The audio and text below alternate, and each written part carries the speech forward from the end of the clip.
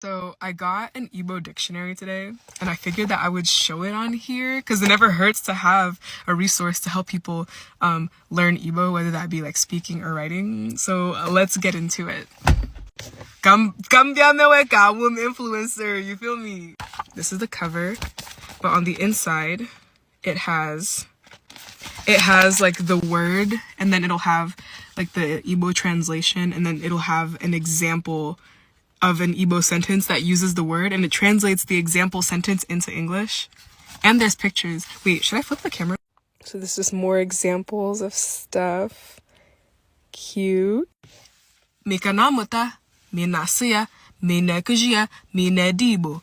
I just feel like having an Igbo dictionary is a helpful tool to keep on hand to like supplement your knowledge of Igbo grammar. Vocabulary is just as important. And if there's any other resources that have helped you in learning Igbo, please share them with someone. Like I always say, and that's exactly what we're working towards. So that's my little review.